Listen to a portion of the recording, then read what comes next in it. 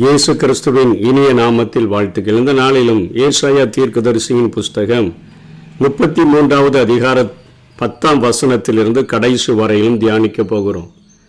நேற்றைய தினத்தில் அந்த ஜனங்கள், கர்த்தாவே எங்களுடைய இக்கட்டு காலத்தில் எங்கள் ரட்சிப்புமாயிரும் என்று ஜெபித்தபடியினாலே ஆண்டவர் 10ஆம் வசனத்தில் சொன்ன வாக்கு தத்தத்தின்படி அவர்களுக்காக எழுந்தருளி அவர்களுக்காக உயர்ந்து அவர்களுக்காக மேன்மைப்பட்டபடியினால ஆசா ராஜாவாக இருந்தபொழுது, யூதாவின் ராஜாவாக ஆசா இருந்தபொழுது அவன் எத்தியோப்பியர்களை அவன் விரட்டினதை நாம் வேதத்திலே நாம் பார்த்தோம். பலமுள்ளவனுக்காயிலும் பலனற்றவனுக்காயிலும் உதவி செய்கிறது லேசான காரியம் என்று சொன்ன அந்த ஜெபத்தை கேட்டு ஆண்டவர் மகா பெரிய விடுதலையை இந்த ஜனங்களுக்கு கொடுத்ததை பார்த்தோம். அதே போல எலிசா அங்கே யூதாவை சீரியர்கள் முற்றுகையிட்டிருந்தபடியினால சமாரியாவில் மிகுந்த பஞ்சம் உண்டாயிருந்த பொழுது ஆண்டவர் அங்கே குதிரைகளின் இரைச்சல்கள், ரதங்களின் இரைச்சல்கள், இராணுவங்களின் இரைச்சல்களை எதிரியினுடைய சேனைகள் கேட்க பண்ணினதுனால அவங்க எல்லாரும் விட்டுட்டு ஓடி அங்கே ஆண்டவர் அவர்களுக்காக எழுந்து உயர்ந்து மேன்மைப்பட்டதை நாம் வேதத்தில் பார்த்தோம். அவருடைய எதிரிகள் எப்படி அழிந்தார்கள் என்று 11ஆம் வசனத்தில் அவர் சொல்லுகிறார். பதரை கற்பந்தரித்து தாளடியை பெறுவீர்கள் என்று சொன்னால், தாளடி என்பது வைக்கோலை குறிக்கிறது. அக்கினியை போல் உங்கள் சுவாசமே உங்களை பட்சிக்கும். ஜனங்கள் சுண்ணாம்பை போல நீற்றப்படுவார்கள், வெட்டப்பட்ட முட்செடிகளைப் போல தீயில் எரிக்கப்படுவார்கள் என்று சொல்லி இங்கே ஏசாயா இஸ்ரவேல் ஜனங்கள் ஆண்டவரை நோக்கி ஜெபிக்கும் பொழுது அவருடைய எதிரிகளுக்கு வருகிற மிகப்பெரிய ஒரு அழிவை குறித்து பேசுகிறதை பார்க்கிறோம். அதாவது இஸ்ரவேலின் வேண்டுதலுக்கும் புலம்புகளுக்கும் ஆண்டவர் செவி கொடுத்தபடியினால இஸ்ரவேலினுடைய எதிரிகள் முட்கள் போலவும் வைக்கோல் போலவும் எரிந்து போவார்கள் என்று சொல்லி இங்கே அவர் சொல்லுகிறதை பார்க்கிறோம். 14ஆம் வசனத்தில் சீயோனில் உள்ள பாவிகள் திகைக்கிறார்கள், மாயக்காரரை நடுக்கம் பிடிக்கிறது, பட்சிக்கும் அக்கினிக்கு முன்பாக நம்மில் தரித்திருப்பவன் யார், நித்திய ஜுவாலைக்கு முன்பாக நம்மில் தாபரிப்பவன் யார் என்கிறார்கள் என்பது நீதிமானே ரட்சிக்கப்படுவது அரிதானால் பக்தி இல்லாதவனும் பாவியும் எங்கே நிற்பான்? பாவியும் பக்தி இல்லாதவனும் அங்கே ஒரு அக்கினியினால் பட்சிக்கப்படுகிறது போல ஒரு நியாய தீர்ப்பிலே அழிந்து போகிறார்கள் என்கிறதை உணர்த்திவிட்டு சீயோனில் வாசமாக இருக்கிற பாவிகள் மாய்மாலக்காரர்களுடைய அந்த காரியம் அப்போ எவ்வளவு கொடுமையாக இருக்கும் என்று சொல்லி இங்கே ஏசாயா தீர்க்கன் குறிப்பிடுகிறதை பார்க்கிறோம். அப்போ தரித்திருப்பவர்கள் யார், தாபரிப்பவர்கள் யார், யார் இப்படி ஆண்டவருடைய சமூகத்தில் இருக்க முடியும் என்று சொன்னால் அழகாக சொல்லுகிறார், நீதியாய் நடந்து. அதாவது நம்முடைய நடைகள் சுத்தமானதாக இருக்க வேண்டும் என்று சொல்லி செம்மையானவைகளை பேசி நம்முடைய பேச்சு சுத்தமுள்ளதாக இருக்க வேண்டும். இடுக்கன் செய்வதனால் வருகிற ஆதாயத்தை வெறுத்து உள்ளம் கண்டதையும் நேசிக்காதபடி, கண்டதையும் விரும்பாதபடி தேவன் நேசிக்கிற காரியங்களை நேசிக்கிற ஒரு உள்ளமாக, பரிதானங்களை வாங்காதபடிக்கு தன் கைகளை உதறுகிறவர்களாக, இரத்தம் சிந்துகிறவர்களுக்கு சிந்துவதற்கான யோசனையை கேளாதபடிக்கு தன்னுடைய செவியை அடைத்து, செவியை பரிசுத்தமாய் பாதுகாத்து, பொல்லாப்பை காணாதபடிக்கு தன் கண்களை மூடிக்கொள்ளுகிறவன் எவனோ, கண்களை பாதுகாக்கிற ஒரு காரியம், ஐம்புலன்களையும் அடக்கும்படியான ஒரு வாழ்க்கை வாழ்கிற ஒரு மனிதன் என்ன ஆசீர்வாதங்களை பெற்றுக்கொள்வான்? அவன் உயர்ந்த இடங்களில் வாசம் பண்ணுவான். கண்மலையின் அரண்கள் அவனுக்கு உயர்ந்த அடைக்கலமாகும். அவன் அப்பம் அவனுக்கு கொடுக்கப்படும், அவன் தண்ணீர் அவனுக்கு நிச்சயமாய் கிடைக்கும் என்று ஆண்டவர் சொல்லுகிறார். எதிரிகள் முட்செடிகளைப் போல, வைக்கோல்களைப் போல அக்கினியினால் அந்த நியாய தீர்ப்பினால் அழிக்கப்பட்டு போவார்கள். அந்த நாட்களிலே அக்கினிக்கு எரிக்கப்பட்டார்கள், இந்த நாட்களிலே நியாய தீர்ப்பிலே சிக்கிக்கொள்வார்கள். அதே போல தரித்திருக்கிற தாபரிக்கிற ஜனங்கள் யாராய் இருப்பார்கள் என்று சொல்லி அவர் இங்கே எந்த ஒரு ஐம்புலன்களையும் அடக்கி ஆள்கிறவர்கள் நிச்சயமாக நடைகளை பரிசுத்தமாய் பாதுகாத்து கொள்ளுகிறவர்கள், தங்களுடைய பேச்சை, தங்களுடைய உள்ளத்தை, தங்களுடைய கைகளை, தங்களுடைய செவியை, தங்களுடைய கண்களை பரிசுத்தமாய் பார்த்து கொள்ளுகிறவர்கள் உயர்ந்த இடங்களில் வாசம் பண்ணுவார்கள். அவர்களுடைய இதயத்தின் ஆழத்தில் தெய்வீக வாழ்க்கை வாழணும், தேவனுக்கு உண்மையாக இருக்கணும், அப்படிங்கிற எண்ணம் இருந்துச்சுன்னா அவர்களுடைய அப்பம் அவர்களுக்கு நிச்சயமாக கொடுக்கப்படும், அவர்களுடைய தண்ணீர் அவர்களுக்கு நிச்சயமாக கிடைக்கும் என்று ஆண்டவர் ஏசாயாவின் மூலமாக இங்கே உறுதிப்படுத்துகிறதை பார்க்கிறோம். இன்னைக்கு நம்முடைய வாழ்க்கையிலும் சங்கீதக்காரன் கேட்கிறாரே, சங்கீதம் 15:1-2, கர்த்தாவே யார் உம்முடைய கூடாரத்தில் தங்குவான், யார் உம்முடைய பரிசுத்த ஸ்தலத்தில் வாசம் பண்ணுவான், உத்தமனாய் நடந்து நீதியை நடப்பித்து மனதார சத்தியத்தை பேசுகிறவனே, அவன் தன் நாவினால் புறங்கொள்ளாமலும் தன் தோழனுக்கு தீங்கு செய்யாமலும் தன் அயலான் மேல் சொல்லப்படும் நிந்தையான பேச்சை எடுக்காமலும் இருப்பான் என்று சொல்லி, ஐம்புலன்களையும், அதாவது நம்ம சொல்லுகிறோமே கண், காது, மூக்கு, நம்முடைய வாய், நம்முடைய ஸ்கின் அல்லது ஸ்கின் அண்ட் ஹேண்ட், ரெண்டும் கையும் அந்த தோலும் சேர்ந்த காரியங்களை ஐம்புலன்கள் என்று சொல்லுகிறார்களே, இவைகளை அடக்கி ஆள்கிற ஒரு மனிதன் நிச்சயமாக அவருடைய கூடாரத்தில் அவன் தங்க முடியும், அவருடைய பரிசுத்த ஸ்தலத்தில் அந்த பரலோக ராஜ்யத்தில் பிரவேசிக்க முடியும். அதற்கு உங்களை ஆயத்தப்படுத்த வேண்டும், பரிசுத்தமாய் ஐம்புலன்களையும் அடக்கி ஆள வேண்டும் என்று சொல்லி ஏசாயா இங்கே வலியுறுத்துகிறதை பார்க்கிறோம். சங்கீதம் 24:4-5 சங்கீதக்காரன் சொல்கிறார், கைகளில் சுத்தமுள்ளவனும் இருதயத்தில் மாசில்லாதவனுமாய் இருந்து தன் ஆத்துமாவை மாயைக்கு ஒப்பு கொடாமலும் கபடாய் ஆணையிடாமலும் இருக்கிறவனே, அவன் கர்த்தரால் ஆசீர்வாதத்தையும் என் ரட்சிப்பின் தேவனால் நீதியையும் பெறுவான் என்று சொல்லுகிறார். அதே போல சங்கீதம் 119:37 மாயையை பாராதபடிக்கு நீர் என் கண்களை விலக்கி உமது வழிகளில் என்னை உயிர்ப்பியும் என்று சொல்லுகிறார். நம்முடைய வழிகளில் என்னை உயிர்ப்பீங்க, என் மாயையை பாராதபடிக்கு இந்த உலகத்தில் காணப்படுகிற அழிந்து போகிற காரியங்களின் மேலே என் கண்களை செலுத்தாதபடிக்கு ஆண்டவரே உமது வழிகளில் என்னை உயிர்ப்பியும் என்று சொல்லி இங்கே சங்கீதக்காரன் ஜெபிக்கிறதை பார்க்கிறோம். ஆண்டவர் எதிரிகளை பார்த்து மீண்டும் கேட்கிறதாக இங்கே எழுதப்பட்டிருக்கிறது, உன் ஞானி எங்கே, அதாவது உன் தண்டல்காரன் எங்கே, உன் கணக்கன் எங்கே, கோபுரங்களினுடைய எண்ணிக்கையை எண்ணுகிறவன் எங்கே என்று கேட்கிறார் ஆண்டவர்.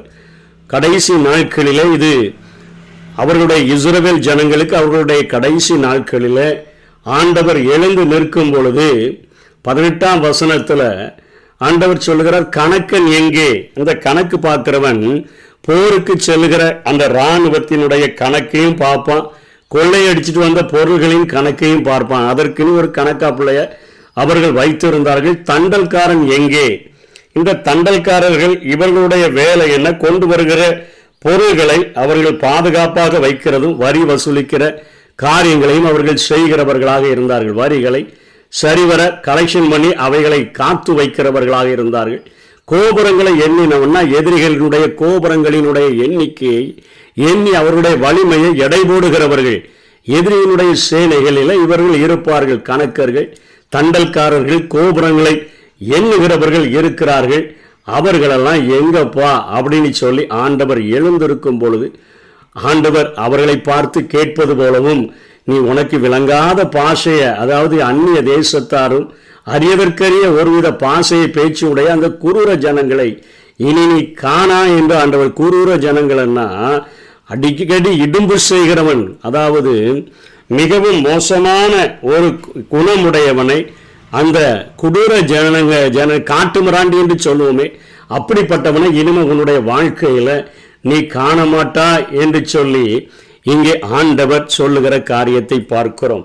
அதைத்தான் பவுலும் 1 கொரிந்தியர் 1:20 இன்னைக்கு ஆண்டவரை அறிந்து கொள்ள முடியாதபடி தடுக்கிறவர்களை பவுல் கேட்கிறார், ஞானி எங்கே, வேதபாரகன் எங்கே?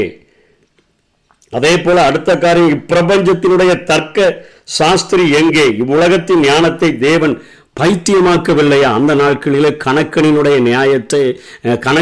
ஞானத்தை, தண்டல்காரனுடைய ஞானத்தை, கோபுரங்களை வலிமையை அறிந்து வைத்திருக்கிறேன் என்று சொல்லுகிறவனுடைய ஞானத்தை எல்லாம் அழிக்கிறது போல இந்த நாட்களில் ஞானிகளினுடைய ஞானத்தை, வேத பாரகனுடைய ஞானத்தை, இப்பிரபஞ்சத்தினுடைய தர்க்க சாஸ்திரியினுடைய ஞானத்தை எல்லாம் நான் அழித்து போட்டு விடுவேன் என்று சொல்லி ஆண்டவர் சொல்லுகிறதை நாம் பார்க்கிறோம். அப்படியாக அந்த ஜனங்களை எதிரிகளினுடைய கைகளிலிருந்து அவர் விடுதலை ஆக்கிட்டு, இப்போ உன்னுடைய எருசலேமை நீ நோக்கிப்பார், சீயோனை நோக்கிப்பார், உன் கண்கள் எருசலேமை அமெரிக்கையான ஒரு தாவரமாக, ஒரு அமைதியான குடியிருப்பாக, இனிமே பெயர்க்கப்படாத ஒரு கூடாரமாக காணும். அதனுடைய முளைகள், அதாவது கூடாரங்களை அடிப்பதற்கு பயன்படுத்தப்படுகிற முளைகள், அது அப்படியே அங்கங்கே எங்கெங்கெல்லாம் போகிறாங்களோ அங்கங்கெல்லாம் பிடுங்கி கொண்டு போகிறது போல இனிமேல் கொண்டு போகப்படாது. அது இனிமேல் பெயர்க்கப்படாத கூடாரமாக காணும். அவனுடைய முளைகள் எந்தெந்தைக்கும் பிடுங்கப்படுவதில்லை, அதனுடைய கயிறுகளில் ஒன்றும் அருந்து போவதில்லை. மகிமையுள்ள கர்த்தர் அங்கே நமக்கு விசாலமான நதிகளும் ஆறுகளும் உள்ள ஸ்தலங்களும் போல இருப்பார். இது எசேக்கியேல் 47 சொல்லப்பட்ட அந்த ஒரு மிகப்பெரிய ஆவிக்குரிய நதிகளை, ஆசீர்வாதங்களை குறிக்கக்கூடியதாக இருக்கிறது. ஏனென்று சொன்னால் எருசலேமிலே அங்கே நதிகள் ஆறுகள் இல்லை. ஆண்டவரே அவர்களுக்கு அப்படிப்பட்ட நதிகளும் ஆறுகளும் உள்ள ஒரு ஸ்தலத்தை போல இருப்பார் என்று சொல்லி அங்கே ஆண்டவர் ஏசாயாவின் மூலமாக வாக்கு கொடுக்கிறார்.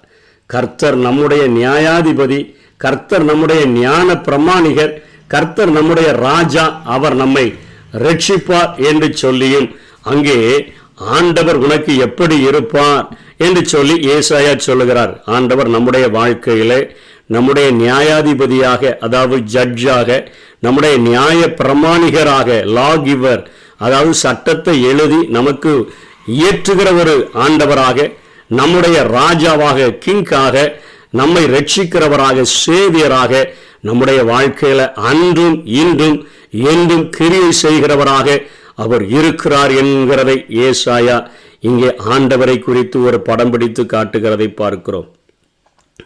கடைசியா 23 அந்தி கிறிஸ்துவினுடைய சேனையினுடைய பொருள்கள் பங்கிடுவதப்படுகிறத இங்கே ஏசாயா எழுதியிருக்கிறாரு. திரளான கொள்ளை பொருள்கள் இருப்பதனால கால் நடக்க முடியாதவன் கூட தாராளமாய் அவனை எடுத்துக்கொள்ள முடியும்னா, கால் மிதிக்கப்படுகிற இடத்துல எல்லாம் அவைகள் கிடக்கிறபடினால அவர்களும் எடுத்துக்கொள்ள முடியும் என்று சொல்லி இங்கே ஏசாயா குறிப்பிடுகிறார். 24 சரீர சுகமும் பாவ மன்னிப்பும் அக்காலத்தில் யூதர்களுக்கு உண்டாயிருக்கும். இப்பொழுது கர்த்தரை சேருகிற யாவருக்கும், தேடுகிற யாவருக்கும் சரீர சுகமும் பாவ மன்னிப்பையும் ஆண்டவர் கொடுக்கக்கூடியவராக இருக்கிறார். ஏசாயா 53 4-5 மெய்யாகவே அவர் நம்முடைய பாடுகளை ஏற்றுக்கொண்டு நம்முடைய துக்கங்களை சுமந்தார். நாமோ அவர் தேவனால் அடிபட்டு வாதிக்கப்பட்டு சிறுமைப்பட்டவர் என்று எண்ணினோம். நம்முடைய மீறுதல்களின் நிமித்தம் அவர் காயப்பட்டு, நம்முடைய அக்கிரமங்களின் நிமித்தம் அவர் நொறுக்கப்பட்டார். நமக்கு சமாதானத்தை உண்டு பண்ணும் ஆக்கினை அவர் மேல் வந்தது, அவருடைய தழும்புகளால் குணமாகிறோம் என்று எழுதுகிறார். மத்தேயு அந்த நிருபத்தை எழுதின ஆக்கியோன் அழகாக 8 அவர்தாமே நம்முடைய பலவீனங்களை ஏற்றுக்கொண்டு நம்முடைய நோய்களை சுமந்தார் என்று ஏசாயா தீர்க்கதரிசியினால் உரைக்கப்பட்டது நிறைவேறும்படி இப்படி நடந்தது என்று எழுதுகிறதை பார்க்கிறோம். யோவான் 10:10 பார்க்கிறோம். ஆண்டவர் சொல்கிறார், நானோ அவைகளுக்கு ஜீவன் உண்டாயிருக்கவும் பரிபூரணப்படவும் வந்தேன். யாக்கோபு 5:14-16 வரையிலும் ஒருவன் வியாதிப்பட்டால் சபையின் மூப்பர்களை வரவழைப்பானாக, அவர்கள் கர்த்தருடைய நாமத்தினாலே அவனுக்கு எண்ணெய் பூசி அவனுக்காக ஜெபம் பண்ண கடவர்கள். அப்பொழுது விசுவாசமுள்ள ஜெபம் பிணியாளியை ரட்சிக்கும். கர்த்தர் அவனை எழுப்புவார். அவன் பாவம் செய்தவனானால் அது அவனுக்கு மன்னிக்கப்படும். நீங்கள் சொஸ்தமடையும் படிக்கு உங்கள் குற்றங்களை ஒருவருக்கொருவர் அறிக்கையிட்டு ஒருவருக்காக ஒருவர் ஜெபம் பண்ணுங்கள். நீதிமான் செய்யும் ஊக்கமான வேண்டுதல் பலனுள்ளதாய் இருக்கிறது. அந்த நாட்களிலும் இந்த நாட்களிலும் இனி வருகிற நாட்களிலும் ஆண்டவர் நம்முடைய பாவங்களை மன்னித்து நம்முடைய நோய்களை சுகமாக்குகிற ஒரு ஆண்டவராக இருக்கிறார். உலகத்தினுடைய மருத்துவர்கள் கைவிட்டாலும் ஆண்டவரை இறுக பிடித்து கொள்ளுகிற ஒரு மனிதனுடைய வாழ்க்கையில அவனுடைய பாவங்கள் மன்னிக்கப்படுமானால் அவனுக்கு நோய்கள் மாற்றப்படும் என்கிற ஒரு காரியத்தை இங்கே ஏசாயா கடைசியாக வலியுறுத்துகிறதை நாம் பார்க்கிறோம். 1 பேதுருல 2:24 பேதுருவும் சொல்லுகிறார், அவர்தாமே தமது சரீரத்திலே நம்முடைய பாவங்களை சிலுவையின் மேல் சுமந்தார், அவருடைய தழும்புகளால் குணமானீர்கள் என்று சொல்லுகிறார். நீதிமொழிகள் 28:13 தன் பாவங்களை மறைக்கிறவன் வாழ்வடைய மாட்டான், அவைகளை அறிக்கை செய்து விட்டு விடுகிறவனோ இரக்கம் வருவான். இந்த நாட்களில் எப்படி ஆண்டவர் கிரியை செய்கிறாரோ, கடைசி நாட்களில் அந்த தன்னுடைய ஜனங்களாகிய இஸ்ரவேல் ஜனங்களுக்கும் 24ஆம் வசனத்தில் சொல்லப்பட்டது போல ஆண்டவர் கிரியை செய்வார். நீதிமானே ரட்சிக்கப்படுவது அரிதானால் பக்தி இல்லாதவனும் பாவியும் எங்கே நிற்பான்? ஆண்டவருக்கு விரோதமாய் கிரியை செய்கிறவர்கள் ஒரு முச்செடியை போல, ஒரு வைக்கோலை போல அழிக்கப்படுவார்கள் என்று சொன்னார். நம்ம எத்தனையாய் நடுநடுங்க கூடிய ஒரு நிலைமையில வைக்கப்பட்டிருக்கிறோம். இந்த உலகத்தில் மாய்மாலமான வாழ்க்கையை வாழ்ந்து பாவத்தில் நிலைத்திருப்போம் என்று சொன்னால் அந்த அக்கினி பட்சிக்கிறது போல என்கிற அந்த நியாய தீர்ப்பில் நாம் சிக்கிக்கொள்ளக்கூடும். இந்த கொடுக்கப்பட்ட இந்த கிருபையின் காலத்தில் ஆண்டவரை இறுக நட பிடித்து கொண்டு நம்முடைய ஐம்புலன்களையும் அடக்கி ஆழ்கிறவர்களாக நாம் வாழ்ந்தோம் என்று சொன்னால் அந்த பரிசுத்த ஸ்தலத்தில் நாம் அவரோடு கூட நாம் பிரவேசிக்க முடியும். இந்த உலகத்தில் உள்ள எல்லா ஞானிகளுடைய ஞானத்தையும், வேதபாரகனுடைய ஞானத்தையும், தர்க்க சாஸ்திரியுடைய ஞானத்தையும் அழித்து ஆண்டவர் இன்றைக்கு பாலகர்களைப் போல இருக்கிற நமக்கு இவ்வளோ பெரிதான ரட்சிப்பை வெளிப்படுத்தி இருப்பார் என்று சொன்னார். அவருடைய சத்தத்துக்கு செவி கொடுத்து, நீரே என் வாழ்வின் நியாயாதிபதி, நீரே என்னுடைய வாழ்வின் நியாய பிரமாணிகர், நீரே என்னுடைய வாழ்வின் ராஜா, நீரே என்னுடைய இரட்சிக்கிறவர் என்று சொல்லி நம்மை அவருக்குள்ளாக நம்மை ஒப்பு கொடுப்போம். கர்த்தர் தாமே நம்மை ஆசீர்வதிப்பாராக. ஆமென்.